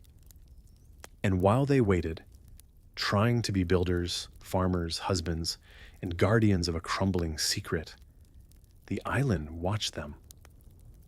The people of Tahiti, lovely and generous though they were not blind to tension. They knew the winds carried more than just the scent of salt. They knew the sound of a lie when it echoed off bamboo walls. The Bounty sat anchored off the shore, looking less like a majestic ship of the line and more like a rusting symbol of regret. Even docked, she loomed large, a reminder of choices made, of a voyage once noble turned sideways. Some nights Christian would walk down to the beach and stare at her, not as her captain, not as her conqueror, but as her prisoner. Because that's the thing about mutiny. It breaks the chains above you, but it shackles something far deeper. And somewhere, across the sea, Bligh was still moving, still charting, still angry, probably. One history fact still debated to this day is just how much Bligh was to blame for the mutiny. Some call him a tyrant in a powdered wig. Others say he was simply enforcing the kind of discipline the sea demanded. Reality, ever the complicated dinner guest, probably sits somewhere in the middle. Still, blame didn't matter now. Not here, not on Tahiti, not with the sun setting and the first stars winking into view over a restless sea. The waiting had begun, and the waves, soft and endless, kept rhythm as the island dreamed, or tried to. Christian knew it, even before the coconuts stopped swaying in the breeze. The island had become a cage with no bars. Tahiti was paradise, yes, but it was also impossibly visible. A British ship could find it with one eye closed, and a map from last year. The longer they stayed, the tighter the noose drew. So one day in early January, 1790, he made the call. It wasn't dramatic. There wasn't a speech. Just a quiet gathering and one grim, salt-scorched plan. They would disappear. 8 mutineers climbed back aboard the Bounty, call it their floating crime scene, along with 6 Tahitian men, a dozen women, and more dreams than they had maps. Mawatwa was among them, her gaze steady. Some of the women came willingly, others less so, because even rebellions come with footnotes of human harm and entropy. The ship was still seaworthy, her sails mended and her timbers creaking with the same old secrets. But the crew's eyes now stared not over the horizon, but inward. Christian was chasing not just an island, he was chasing silence. For days they drifted through turquoise peace, skimming coral reefs so vivid they seemed staged.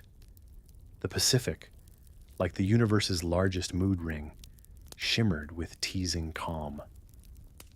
They passed islets, specks of green in the blue, some too small, some too obvious. They wanted uncharted, forgotten, preferably with coconuts. This wasn't vacation, it was a slow-motion severance. Then came Pitcairn, a scribble of land, barely 2 miles wide, jagged like it had punched up from the sea out of sheer spite. On a well-drawn map from the time, it would have been misplotted by about 200 miles, which for Christian was perfect. Seclusion, by cartographic accident. The island stood like it had never expected company. Cliffs rose in green defiance, and the waves twisted in odd, secretive rhythms around the rocky shore. It had water, fruit trees, volcanic soil eager to grow lunch. No harbor, but, well, at this point, beggars couldn't be captains. They anchored in Bounty Bay, though it wouldn't earn that name until the ship that gave it burned to the waterline. The landing itself was tricky, nothing like those soft curves of Tahiti. Here, waves slapped the shore with personality.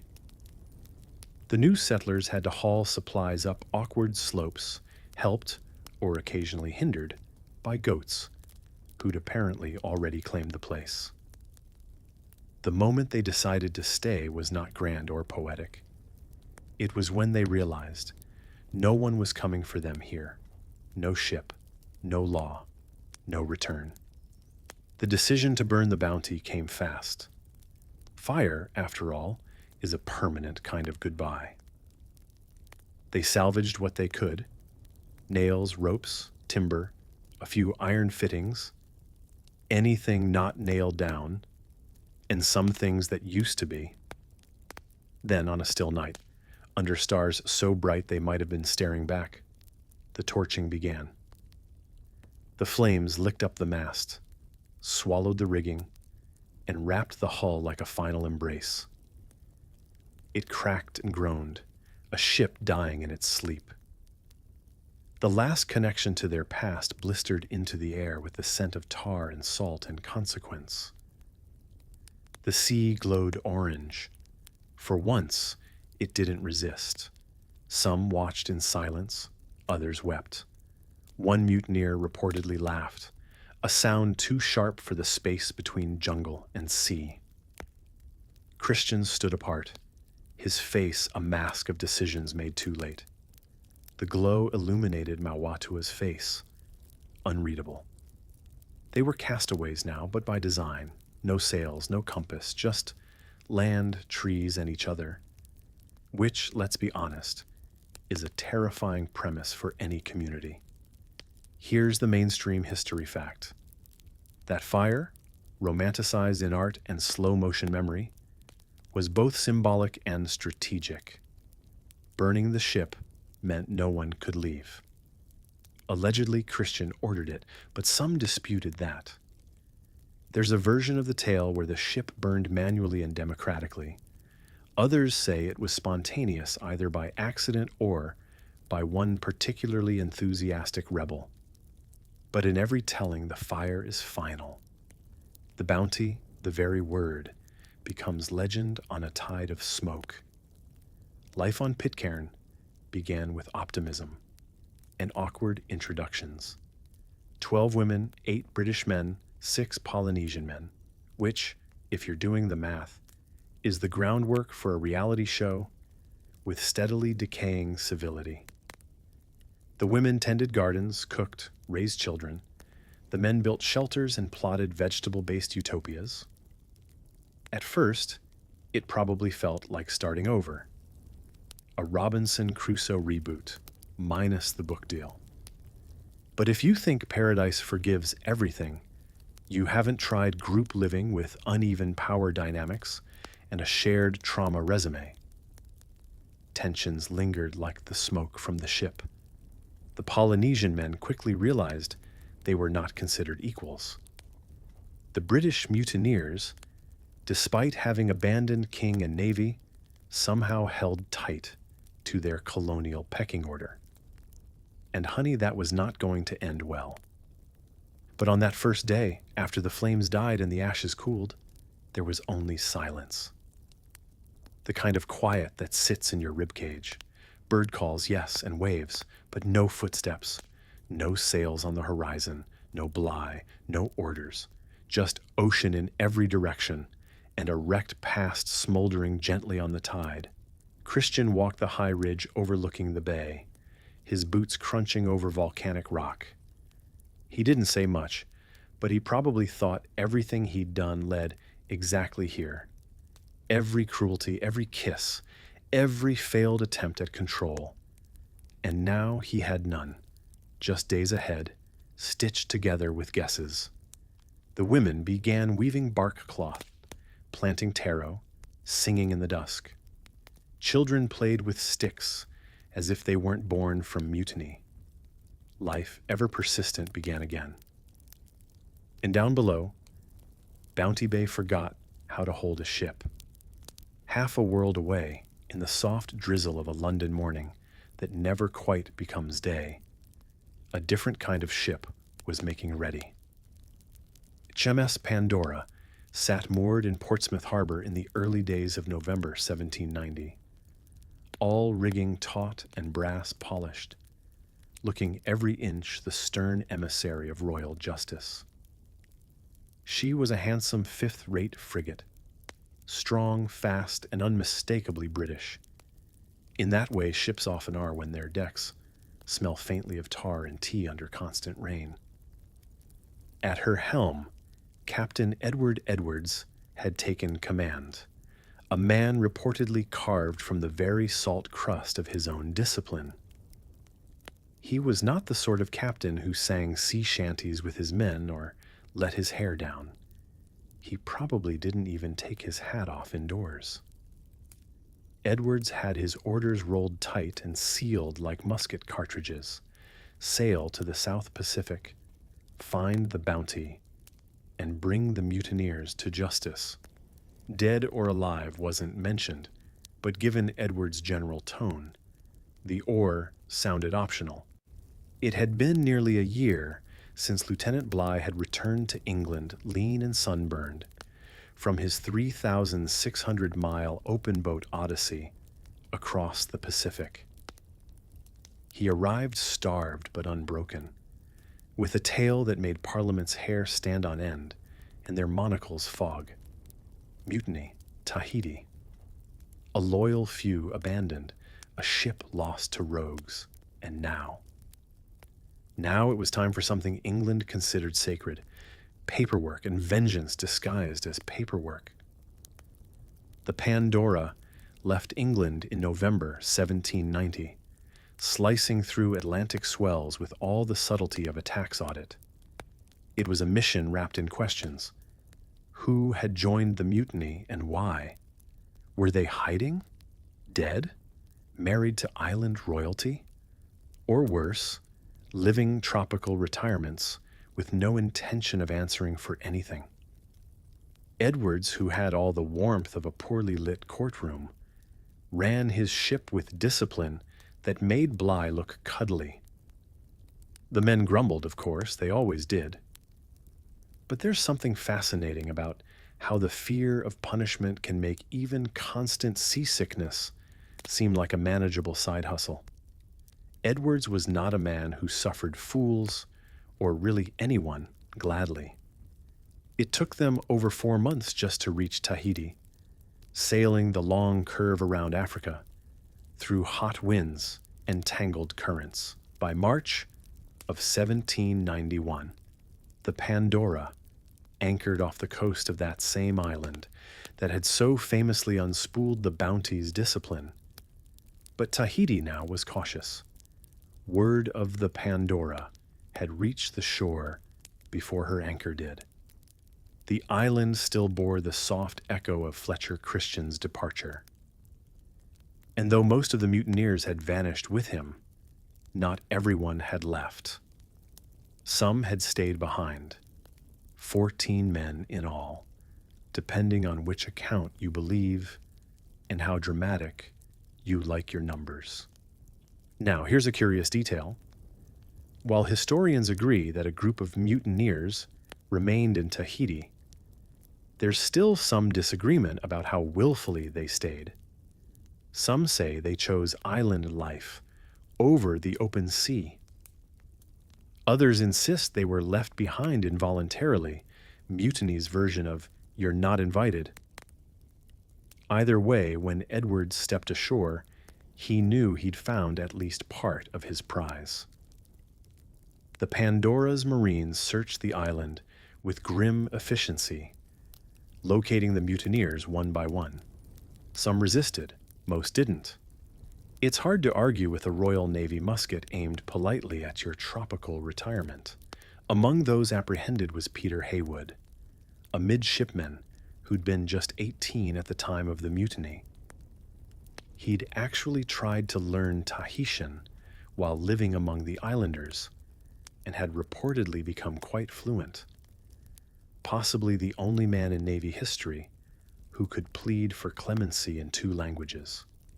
Another captured man, James Morrison, had kept a detailed journal and even built a schooner, hoping to sail back to England one day and clear his name.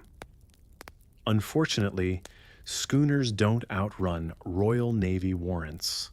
Edwards ordered the captured men held in a makeshift prison on the Pandora's lower deck, a cramped wooden cage built just for the occasion. It was affectionately called Pandora's Box, because of course it was. The irony was thick enough to caulk a hull.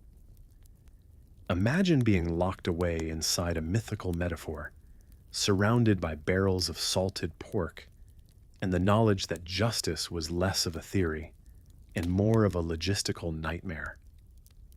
Meanwhile, the Tahitians looked on with quiet concern. Their relationships with the British had changed, less romantic, more bureaucratic. The first time around, British sailors came bearing knives and longing glances. The second time, they brought chains. Still, the island itself remained beautiful in that way. Landscapes never stopped being, even under the shadow of empire. The salt air, the warm breezes, the sweet sting of fermented coconut. For the mutineers now imprisoned below deck, it must have been a cruel contrast. The freedom they'd once savored, now glimpsed only through narrow slats and the occasional scent of mango on the wind. Edwards had fulfilled the first half of his mission. He had men in chains, logs updated, and sails trimmed. But the second half, finding Fletcher, Christian, and the rest, would prove trickier. No one quite knew where they'd gone. The Pacific is famously large and largely unsupervised. It's less like finding a needle in a haystack, and more like finding one poorly steered lifeboat in the world's largest bowl of soup. Still, Edwards pressed on, confident that justice, even slow barnacle-covered justice, would catch them eventually. He had his ship, his prisoners, and a map full of empty blue. Somewhere, Christian drifted beyond the edges of known water, his fate already sealed by a fire on Pitcairn and the weight of choices that can never quite be returned. And back in England, letters traveled slowly across seas and seasons. A king waited, a trial brewed, and the Pandora, with her human cargo of guilt, hope, and defiance, turned from Tahiti, her sails pulled tight against the tropical sky, chasing men who had once dared to believe that paradise might be permanent. The voyage back from Tahiti was not the tropical cruise anyone might have hoped for. For the 14 men deemed mutineers, it was less rum punch and more steel bars, assuming you can even call them bars. Edwards, in a mood that could charitably be described as unrelenting, had them crammed into a makeshift prison on deck, a crude, coffin-sized cell ominously dubbed Pandora's box. It was less a box and more a wooden box, with misery inside. They built it right there on the quarterdeck, a rectangular slat-sided structure where air was scarce and dignity went to die. The heat, the salt spray, the lack of space, conditions were designed not just to punish, but to remind. Every creak of the hull, every wave against the side of the ship, reminded these 14 men that they were no longer sailors. They were cargo, dangerous cargo, the sort you lock up and never trust again. And the guards? Not exactly friendly. Orders were strict. No unnecessary conversation, no visits to the prisoners, unless absolutely required. Edwards didn't want them remembered as crew. He wanted them delivered as criminals. Even Peter Heywood, just 19, with a sweet face and the kind of earnest gaze that probably made Tahitian mothers want to adopt him, was treated no differently. As the Pandora pushed westward, hunting for Pitcairn, or at least some trace of Christian and the others, the ocean gave no helpful hints. For months, the sea stretched out. Beautiful, yes, but also maddeningly blank. And somewhere in the distance, Christian and his companions lived in seclusion, perhaps already forgotten by the world, or so they hoped. Then came August 29th, 1791. Sailing through the Great Barrier Reef, the Pandora met its fate not in battle or storm, but in a slow-motion tragedy of navigation. Just before sunrise, she struck hard coral. The crunch reverberated through the hull like a rifle shot. Timbers groaned. Terrified men scrambled on deck. Below, the prisoners in the box felt the ship shudder and then begin to fill. Water surged in. The crew pumped furiously, trying to buy time to save their floating courtroom. But the reef had no interest in British law or maritime tradition. It just sat there smugly underneath the waves, like a stone you stub your empire on. Captain Edwards, to his credit, didn't jump into the first lifeboat. He kept a cool head, cooler perhaps than the crew would have liked, as he ordered the prisoners left below while they dealt with the crisis. It wasn't until the Pandora was sinking rapidly that a midshipman defied protocol and broke open the box to free the men inside. Too late for 4 of them. George Stewart, Henry Hillbrant, Richard Skinner, and John Sumner pulled down in the chaos.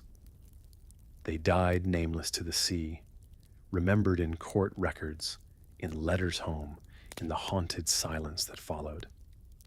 The rest were fished from the wreckage or hung onto floating rigging, exhausted and soaked in salt water and grief. Life preservers weren't a thing yet. Neither was therapy. Survivors clung to open boats, and over the next several weeks, they made their bruised, sunburned way west to Timor, on little water and even less optimism. The irony: it was almost the exact same path Bligh had taken 2 years before in his tiny launch. Except now, the roles were reversed. These men were the accused, and England, cold, stern, powdered wig England, was waiting. When they finally arrived in England in 1792, the story gripped the public like the latest season of a prestige drama. The newspapers couldn't get enough. Who had betrayed whom? Was Christian a villain or a folk hero? Was Bligh too harsh, or just the unfortunate star of a sea-bound HR disaster? The answer: all of the above. The courts-martial proceedings were brisk, as only 18th century military justice can be. The survivors from the Pandora faced the cold judgment of the Admiralty. Some, like Haywood and Morrison, brought forward journals, character witnesses, and claims of unwilling involvement. Miraculously, those arguments worked. They were pardoned. But not everyone could escape the gallows. Thomas Burkitt, John Millward, Thomas Ellison. The court found them guilty of mutiny, and in October 1792, they were led to execution dock in Wapping. A quiet crowd gathered, as was the morbid custom. No cheers, just a collective holding of breath. The 3 men were hanged until dead, their bodies swaying slightly above the rising tide. A ritual less about vengeance than about deterrence. The British Navy had many tools: ropes, rigging, powder, but above all, the message that you do not betray the chain of command and sail away with the king's ship just because the water's warm and the flowers are pretty. They left no graves, just records and whispers. Families mourned quietly. Friends remembered them differently. Was it justice? Depends who you ask. Some argue the harshness was necessary to preserve order. Others say the line between mutineer and scapegoat blurred so badly it may as well have been drawn with seaweed. One thing is certain: the sea may swallow ships, men, and secrets, but the story tends to bob back up, brined, battered, and very much alive. Pitcairn looked like paradise if you squinted: lush greenery, sweet roots in the soil, and a coastline so quiet it made your thoughts echo. But paradise, as it turns out, depends heavily on who's living in it. And the people who now called Pitcairn home had just committed one of the most infamous mutinies in naval history. Not exactly the starter pack for a functioning utopia. Fletcher Christian, once a gentleman of decent breeding and now the de facto leader of this rogue settlement, arrived in January 1790 with 8 fellow mutineers, a dozen or so Tahitian men and women, and the kind of baggage you can't check or unpack. They scuttled the Bounty soon after landing, burned it until her bones sank into the bay. No ship, no evidence, also no escape. At first there was peace, or at least the illusion of it. The land was fertile. Yams grew with agreeable speed. The pigs were both numerous and conveniently slow. The mutineers built homes from palm and timber, and the Tahitian women wove mats and tended fires. Christian paired again with Mauatua, his Tahitian partner, and for a while It seemed like the sins of the sea might slowly sink beneath daily life. But the air on Pitcairn was thick, and not just from humidity. Resentments gathered like storm clouds over who got more food, whose garden fared better, and most bitterly, over women. There were 9 mutineers and 6 Tahitian men, but only about a dozen Tahitian women. That math did not go well. The British took most of the women as companions or wives, or, more often, both, depending on the mood. The Tahitian men, predictably, did not find this arrangement very chill. Then came the drinking. The settlers discovered how to turn leaves and roots into alcohol, something vaguely rum-like, if you're generous, and something vaguely lethal, if you're not.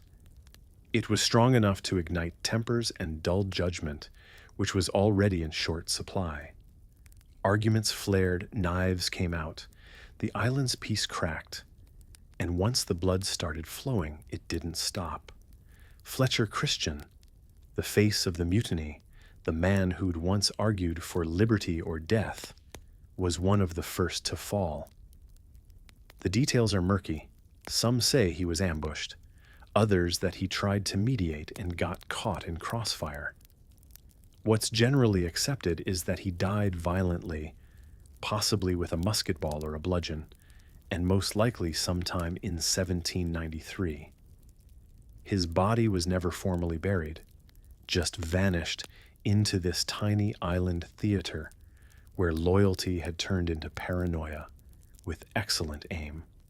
And once the first man died, the rest came quickly. Some mutineers turned on each other. Others were killed by the Tahitian men seeking revenge for their stolen lives and stolen wives.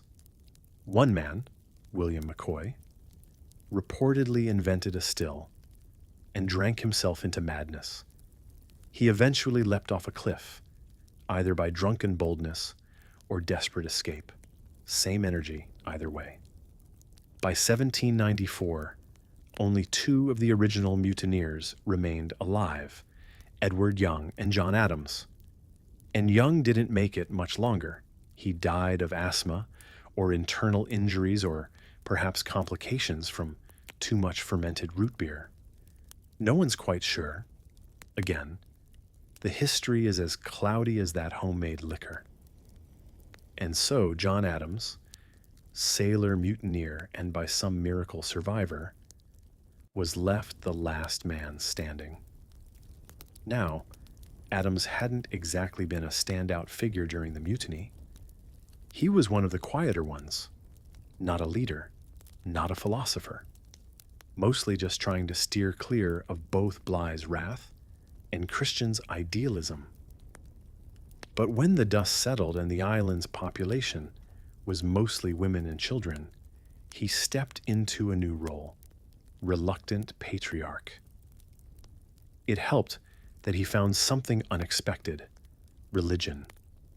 The Bounty had carried a Bible, tucked among the ship's effects and, perhaps until then, mostly ignored. But Adams began reading it, slowly, carefully, and something took root in him. Whether it was guilt, or survival instinct, or a sincere sense of mission, he began to teach the children. He taught them scripture. He taught them to read and write. He organized prayers and community gatherings. Imagine Sunday school, but in a grass hut, surrounded by chickens and the unreachable ocean. He also banned the makeshift alcohol, which, given the last few years, was a fairly understandable policy decision. Here's the disputed bit.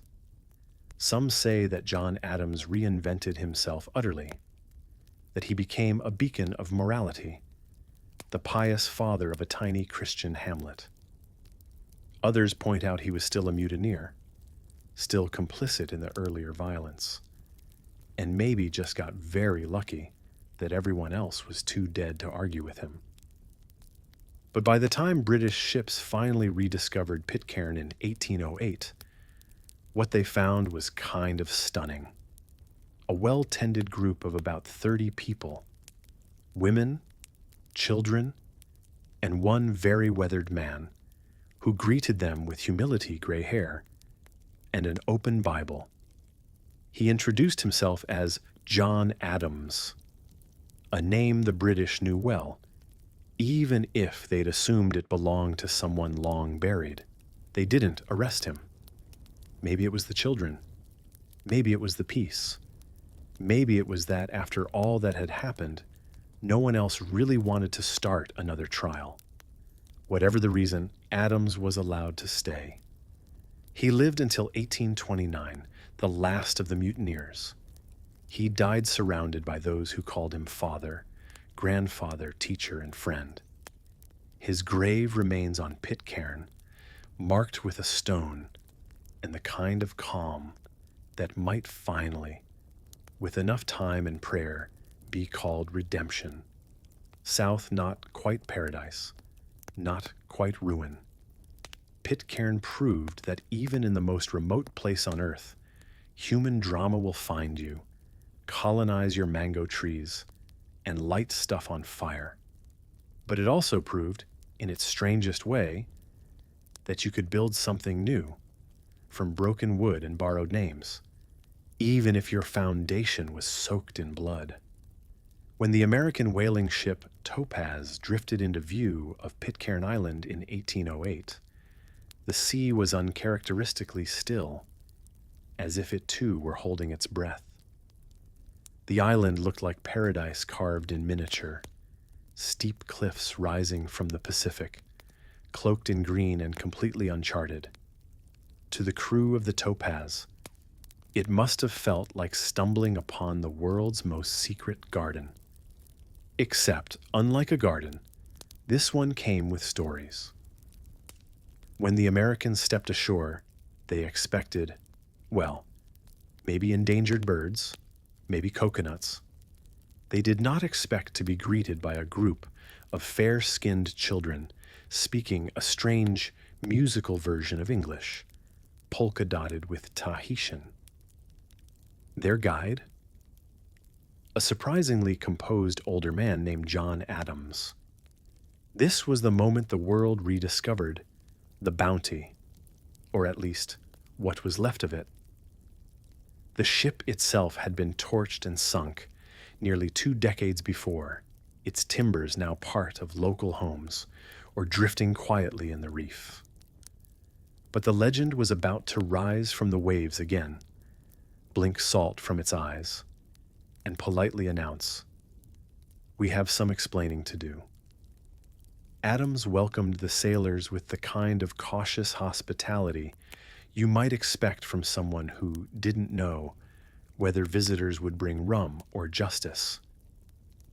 He told them the story, quietly, perhaps with pauses for the weight of it all, how Lieutenant William Bligh had been forced into a small boat after a mutiny, how Fletcher Christian and his followers had fled to avoid the noose, how paradise had turned violent, and how Adams, the last surviving mutineer, had become the island's unlikely father figure. It was the kind of story that begged to be retold, and retell it they did, first in mess halls, then in London drawing rooms, and eventually in tabloids and history books.